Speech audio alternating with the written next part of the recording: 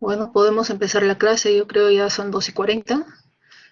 Hoy día vamos a tocar un tema bastante importante en relación a lo que es la neonatología, ¿no? Y vamos a ver todo lo que es la atención inmediata del recién nacido normal.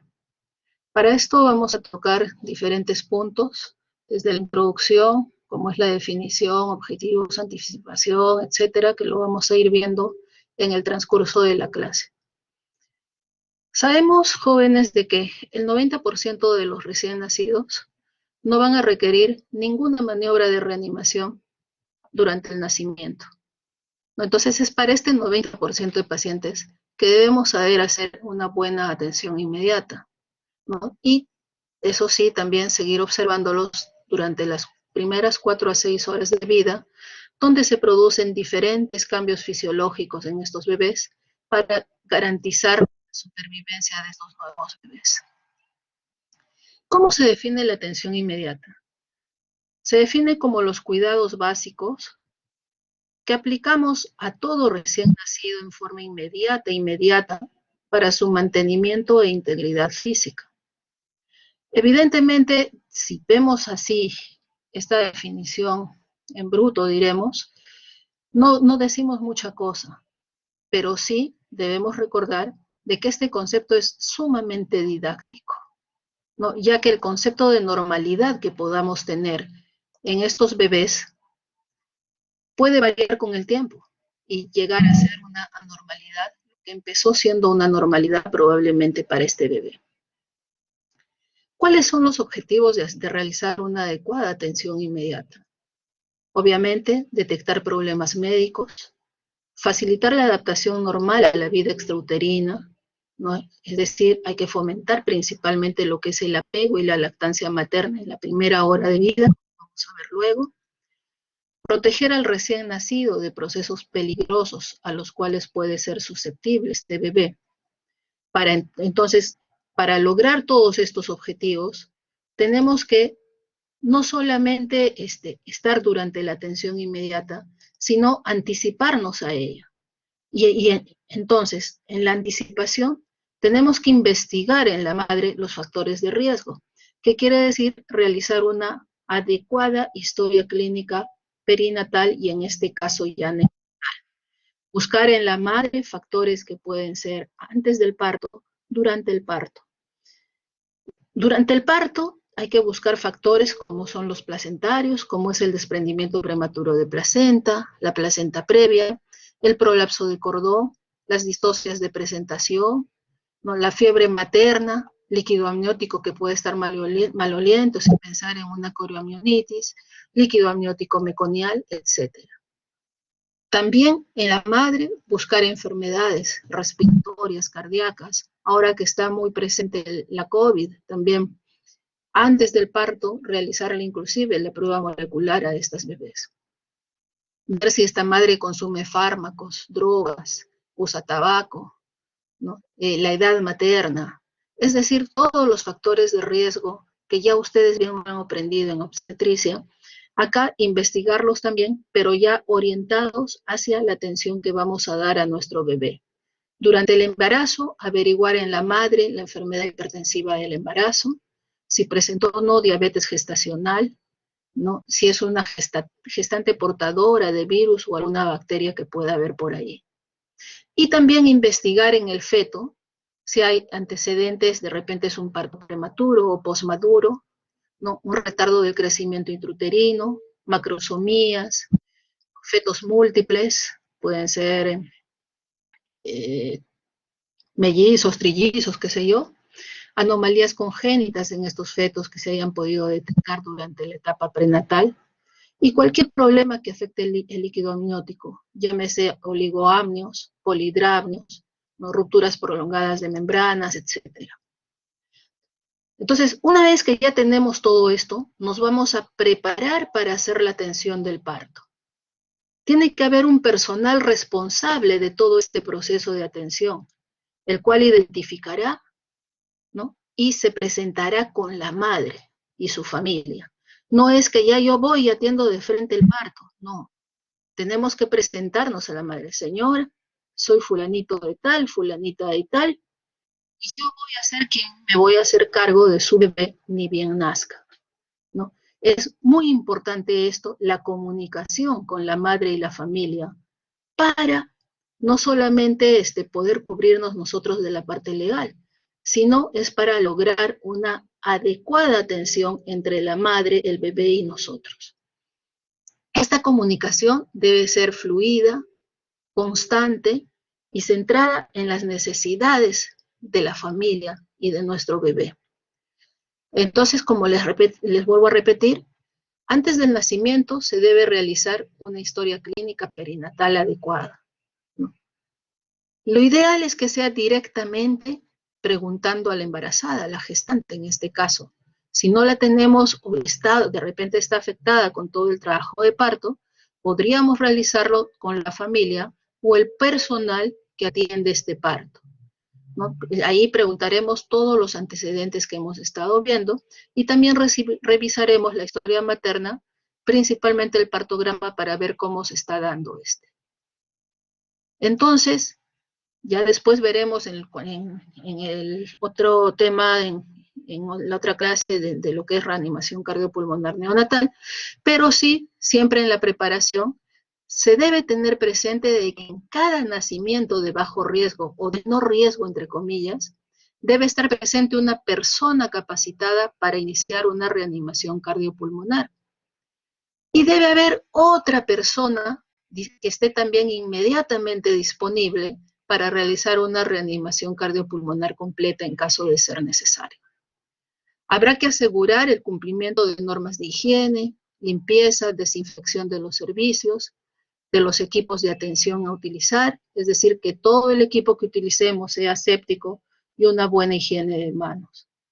Corroborar la temperatura del ambiente, como vamos a ver en sala de partos, ¿no? Que debe estar entre 24 a 28 grados centígrados, ¿no? Y es importante contar, en caso de que se requiera reanimar al bebé, con una cuna térmica, ¿no? Y en caso de no disponer, se puede colocar una cunita, ¿no? Con una lámpara en cuello de ganso o de cisne, ¿no? A una distancia de 40 centímetros para evitar las pérdidas de calor de nuestros bebés.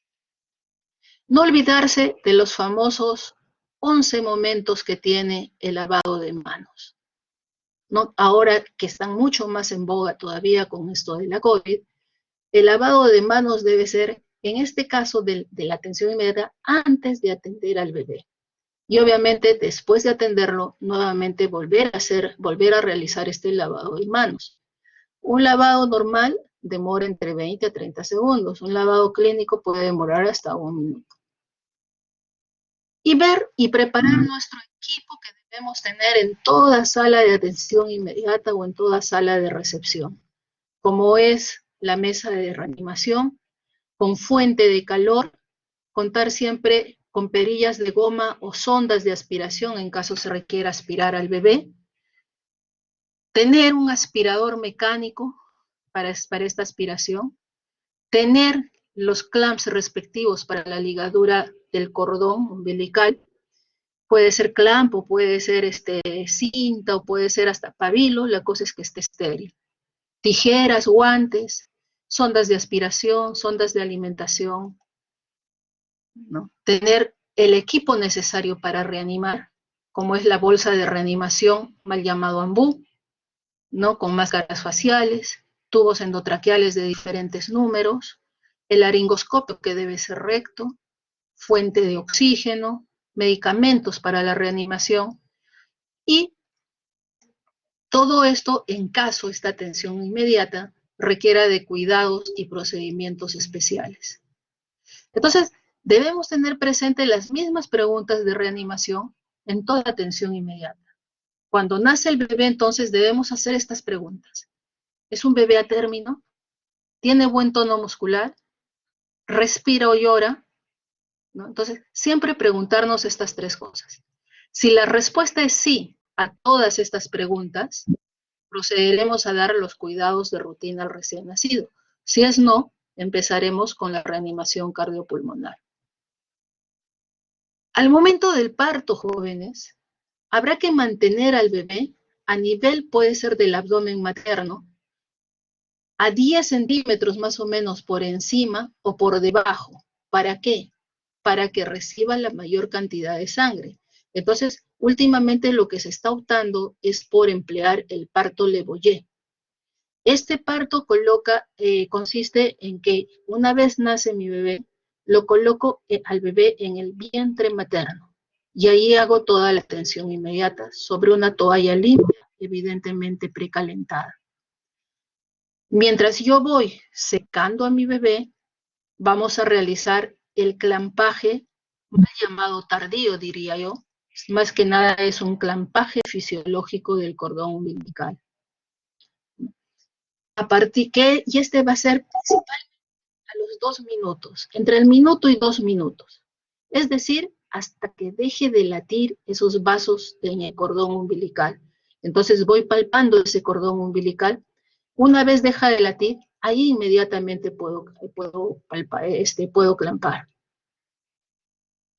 Posteriormente, ya realizaremos la ligadura del cordón a 2 a 3 centímetros por encima de la base de inserción, es decir, a 2 a 3 centímetros por encima del ombligo, que también se puede ver como 1 a 2 traveses de dedos, y verificar la presencia de las arterias y la vena, las 2 arterias y la vena, ¿no? Donde echaremos alcohol o clorhexidina para verificar nada más la presencia de estas y rodeado por la gelatina.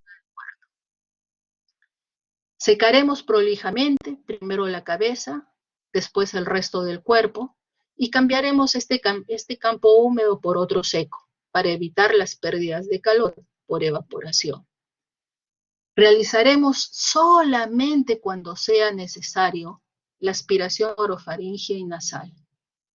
Por ejemplo, si mi bebé nace deprimido con un líquido amniótico meconial, en ese caso sí tendré que quitar ese líquido para poder reanimar bien a mi bebé. Entonces, solo en ese caso realizaré la aspiración indicada. Primero boca, luego nariz. Mantendremos al recién nacido en todo momento en contacto directo con su madre. Y esto debe durar por lo menos 1 hora para fomentar la lactancia materna y este apego. Obviamente posicionaremos al bebé en decúbito lateral o decúbito ventral para facilitar la expulsión de secreciones orofaringeas y evitar la broncoaspiración de estas. Entonces, tenemos que incentivar el apego precoz en estos bebés con sus madres. Si ambos están estables después del parto, colocarlos, como dije, desde el nacimiento en contacto directo piel a piel, madre y bebé.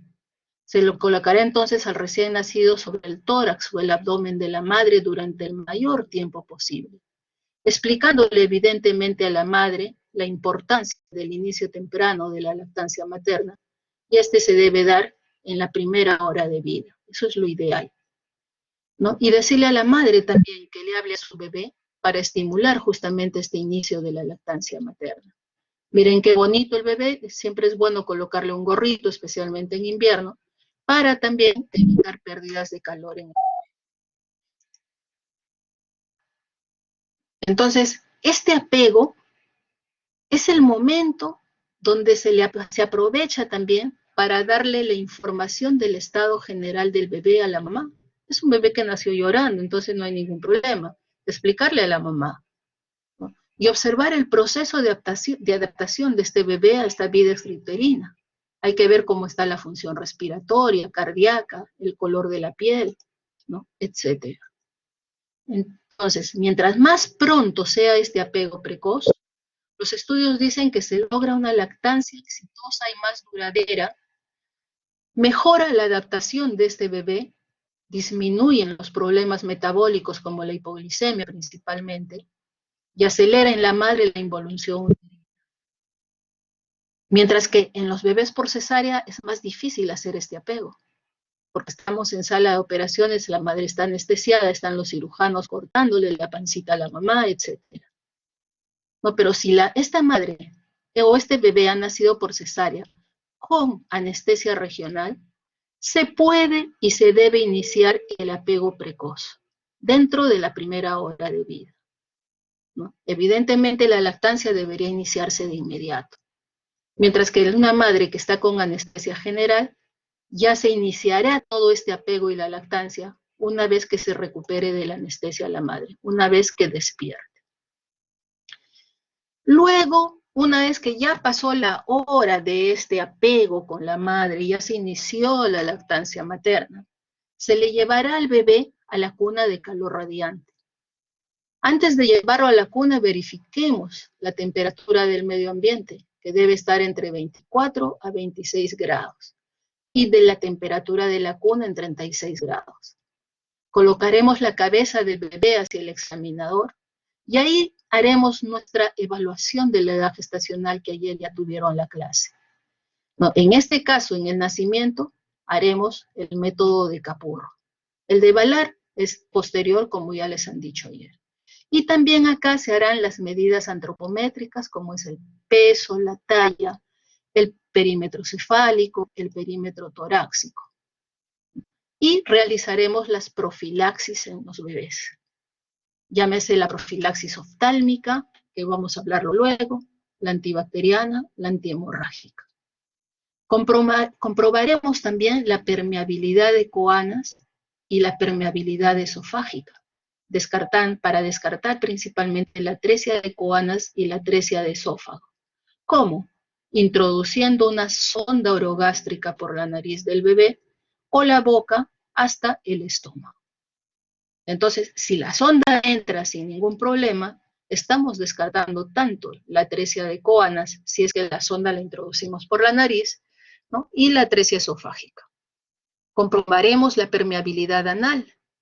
Introducimos una sonda también aproximadamente 3 centímetros por el ano.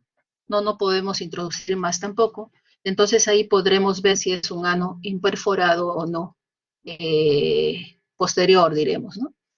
Y evidentemente es necesario tomar la temperatura rectal, que es la temperatura central en nuestros bebés. Desde ya les digo que es la única vez, la única oportunidad que se toma temperatura rectal a los bebés, solamente cuando nace. Las posteriores temperaturas ya serán tomadas en la axila o temperatura de piel si es que están en las incubadoras.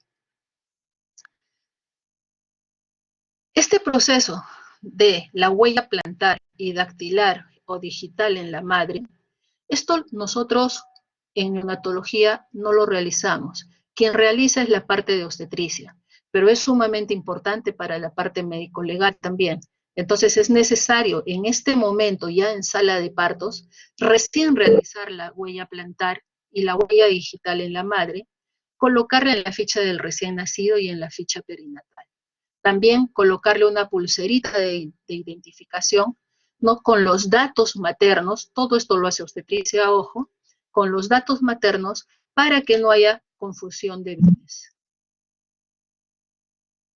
Evidentemente, una vez que ya lo pesamos, lo tallamos todo, realizamos un examen físico rápido pero sistematizado para descartar principalmente malformaciones congénitas que puedan comprometer la vida del bebé o también alterar la famosa transición a la vida extrauterina.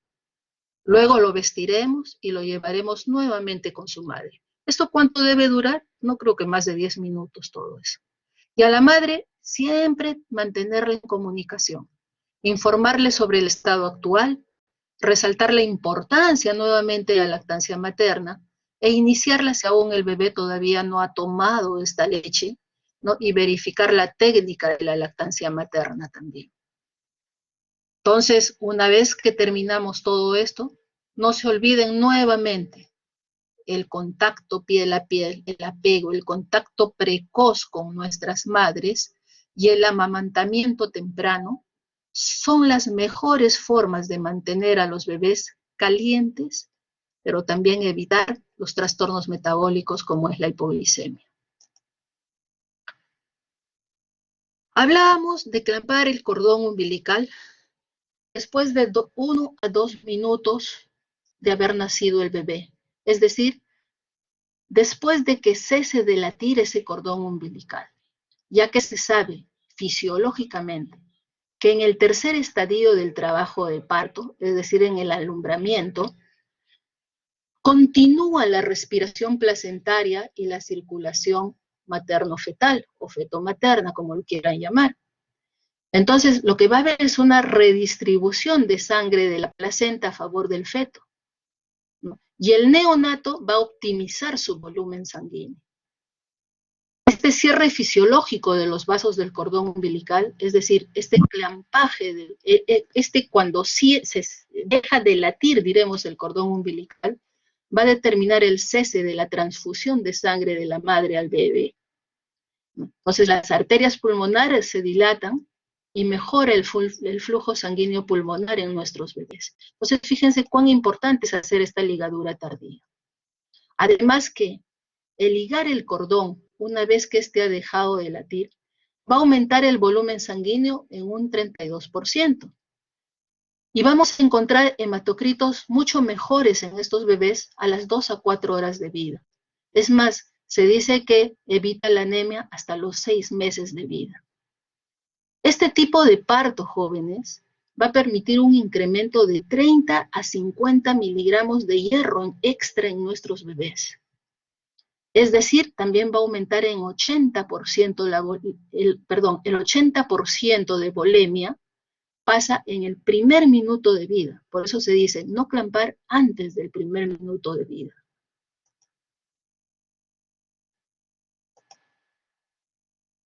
No ha salido el cuadrito, pero acá estaba indicado cómo el hierro al primer minuto de vida llega hasta 50 miligramos de hierro de esta transfusión. La Organización Mundial de la Salud, esto no es nada nuevo. Desde 1996 recomienda el uso de la ligadura tardía en todos los nacimientos de embarazos normales, ya que contribuye a prevenir la anemia infantil, por lo que esta práctica se debe realizar en todos los servicios de obstetricia, cuando las condiciones, obviamente, de la madre y el bebé lo permitan. ¿Qué puede producir un clampaje tardío de cordón o el famoso clampaje fisiológico? Sí, tiene más efectos benéficos que efectos colaterales, podríamos decir. Efectos benéficos como aumento de la volemia sanguínea en un 30%, aumento de la masa eritrocitaria en un 60%, aumento de depósitos de hierro de 30 a 50 microgramos, menos anemia entonces posteriormente en la lactancia materna, mayor duración de esta lactancia materna, mejor adaptación cardiopulmonar, mejor llenado capilar, temperaturas periféricas más altas, o sea, adecuadas, mayor gasto urinario por mayor perfusión. Mientras que de efectos colaterales, ¿qué nos puede pasar? Si le aumentamos la volemia, le damos más sangre, ¿qué puede haber? Policitemia con la consiguiente hiperviscosidad. Y puede haber una hiperbilirrubidemia y una ictericia, ¿no? Pero obviamente esta es tan leve que no necesita ningún tipo de tratamiento. ¿Qué contraindicaciones tiene este clampaje tardío? Hijos de madres RH negativas. En este caso hay que minimizar el pasaje de glóbulos rojos fetales a la circulación sanguínea materna. Es decir, debemos ligar inmediatamente solo del lado del niño. El retardo del crecimiento intrauterino. Sabemos que estos niños tienen sufrimiento fetal mucho tiempo, que les produce el RCIU y también les produce mayor hiperviscosidad sanguínea. Entonces, por eso, pero es una contraindicación no absoluta, sino relativa.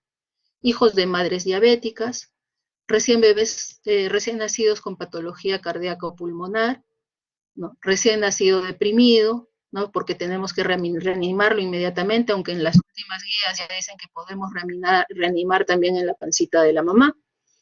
Recién nacido hijo de madre con VIH, evidentemente para evitar el pasaje de sangre materna contaminada, diremos, con el VIH, ¿no? Entonces, esta es la forma. Una vez que cesa el cordón, se clampa, se produce el pinzamiento, diremos, de ambos lados y se corta por el medio. Una vez que ya pasó, dijimos, la hora de apego del inicio de la lactancia materna, le pesamos, le medimos, le hacemos todo, debemos realizar las profilaxis. En las profilaxis hay tres principales profilaxis que debemos hacer. Uno, la oftálmica, para evitar la famosa oftalmía neonatorum.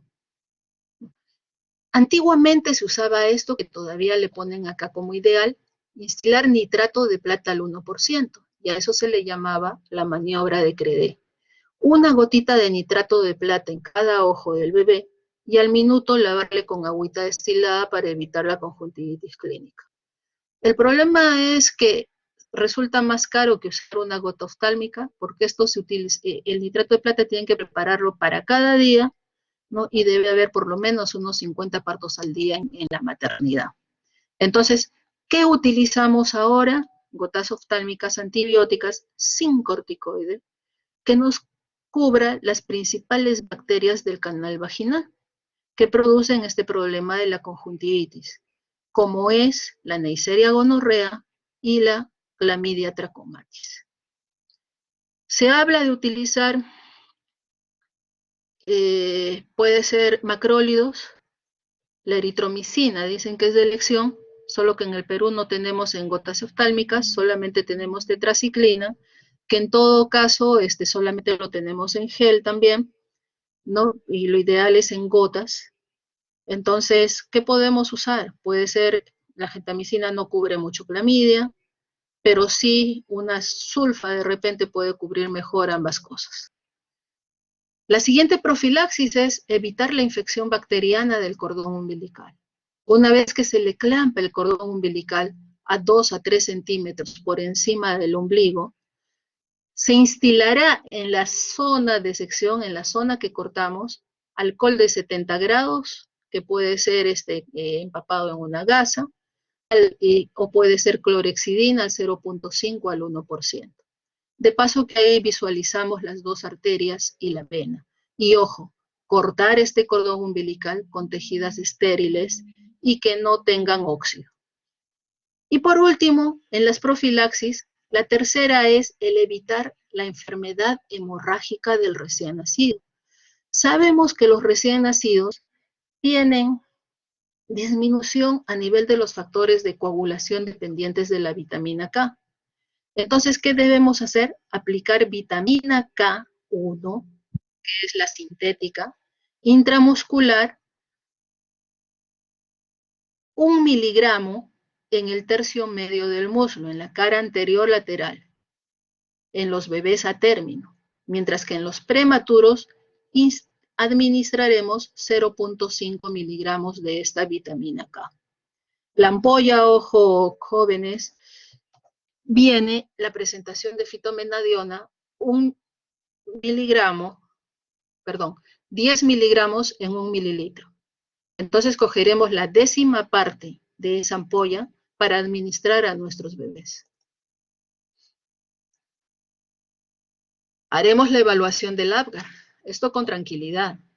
Vemos que su aplicación siempre va a ser retrospectiva. El Apgar, la doctora Virginia Apgar hace muchos años atrás, creó ojo, a veces lo hablan como una mnemotecnia para acordarse bien, pero es por la doctora Apgar, no por la mnemotecnia, que se habla del test o la prueba de Apgar.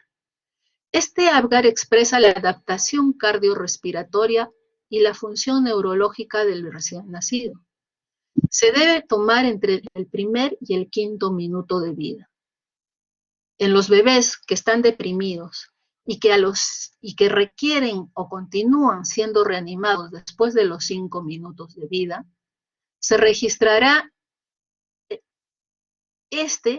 hasta que sea 7 o más de 7, por decir 10 minutos, 15 minutos, de acuerdo a cuándo nuestro bebé haya mejorado o haya logrado un Apgar de 7 en el tiempo que sea. Estos son los famosos parámetros del Apgar, ¿no? Que es la frecuencia cardíaca, el esfuerzo respiratorio, el tono muscular, la irritabilidad refleja y el color. De acuerdo a los valores que tengamos, por decir, un Apgar 7-10 al minuto y a los 5 minutos, solamente decimos que el recién nacido es vigoroso. Pero un Apgar menor de 7 ya hablamos de depresión. Llámese depresión moderada o severa. Moderada, un Apgar de 4 a 6 al minuto, y severa, un Apgar de 0 a 3 al minuto. ¿Qué utilidad tiene este test de Apgar? Determinar la necesidad de reanimación, diríamos que solo la función cardiorrespiratoria, para iniciar el procedimiento, así como para monitorizar las respuestas. Es un predictor de la morbimortalidad neonatal, de la evolución de nuestros bebés, especialmente de la evolución neurológica, se hablaba antes, pero ahora es de la evolución en general de todo. Entonces, una puntuación baja de Apgar nos va a indicar una condición anormal, pero no implica ninguna patología específica como su causa. Entonces, después de todo esto, se deberá hacer una evaluación al recién nacido en la que se incluya reconocimiento de malformaciones. ¿Cómo tomamos la antropometría? El peso. El peso lo vamos a tomar con el bebé totalmente descubierto. Y haremos la clasificación, de la cual no me voy a detener a hacerla, porque esto ya lo han visto el día de ayer. La talla se toma de la coronilla al talón con el bebé en posición de cúbito dorsal, no levantándole los piecitos, no paradito, nada de eso. El bebé echado, mirando hacia el techo, y se le toma de la cabeza hasta el talón, con los famosos infantómetros o con 1 centímetro. El perímetro cefálico, hay que tener estas situaciones, diremos. Desde la protuberancia occipital externa, mal llamada occipucio, hasta la glabela, sin coger las orejas. Y el perímetro torácico lo tomamos a nivel de las mamilas. Ya ayer han hecho esto también, la valoración de la edad gestacional. Uno es mediante el capurro B, durante las primeras 12 horas de vida, donde utiliza 5 criterios somáticos, ¿no? Y se puede clasificar en pretérmino, a término y posttérmino.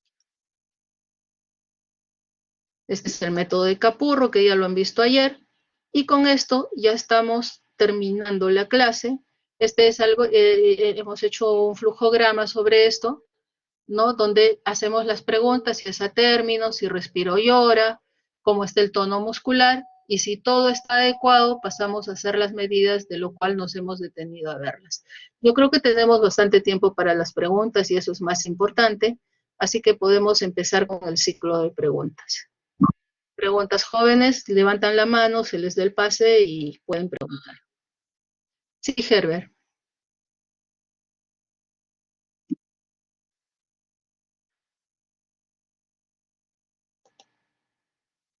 Herbert dice, doctora, buenas tardes. ¿Hay alguna contraindicación para la aplicación de la vitamina K? Y si en el caso la madre ingiere anticonvulsivantes, ¿hay alguna medida especial? No hay ninguna contraindicación para la administración de vitamina K, porque si le administras un poco más, inclusive de vitamina K, no le va a ocasionar ningún problema al bebé. Si la madre ingiere anticonvulsivantes, hay que ver primero qué anticonvulsivantes son, porque lo que puede hacer es haber un pasaje también transplacentario, inclusive a través de la leche pueden pasar algunos anticonvulsivantes y poderse dar un poco a los bebés. Pero de ahí a mayor otro tipo de problemas, no hay nada más que hacer. ¿Contestado, Herbert? Ok, ¿alguna otra pregunta?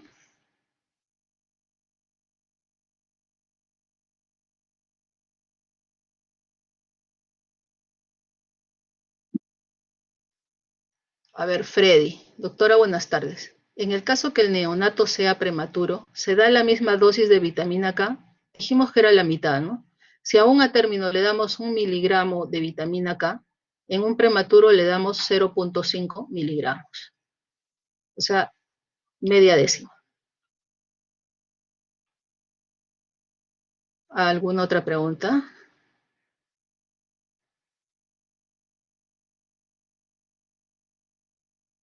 Pueden hablar también a viva voz, ¿no? No es necesario que escriban todos.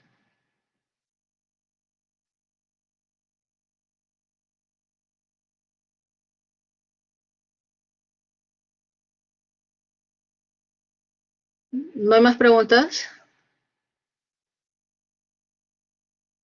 Muy bien, entonces estamos acabando las clases. Tienen tiempo para la siguiente.